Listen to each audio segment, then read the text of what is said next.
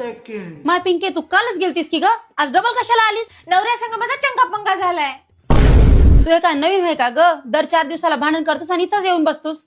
कुठे जाऊ मग? बाहेर येणं तर काय मसनात जाऊ काय? अगं बाई, नवरा बायकोचे छोटे मोठे भांडण होत राहतात. तुझ्या बापानं तर मला उलतं न पुलतं तरी मी नांदलो की.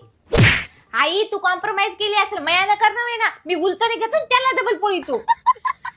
करतोस बी तू संसार अशानं. अगं तुझ्या बापाला माहित नाही तू इथं भांडण करून आलीस ते. त्याला कळालं तर मी झिंजा धरून हाली ते की तूच तिला फोन लावून फुगिलीस. बस आई उगा कतल लावू नको. माया पिंकी कालच गेलती, डबल कस काय आली हो? काय नाही हो, तिची तब्येत बिघडली म्हणून आली. अच्छा, मला वाटलं पुन्हा भांडण करून आली काय. हे गे जावई बापूचा फोन आलाय, बोल आता. मयानं बोललं होय ना त्या भाड्याला. मायो बाई, तू 10-15 दिवसापासून भांडण करेल, नेमकं तुमचं भांडण झालं कशामुळं? आई मी त्याला रील सेंड केलं होतं, त्याने मला बघून सुद्धा रिप्लाय दिला नाही. कुत्रे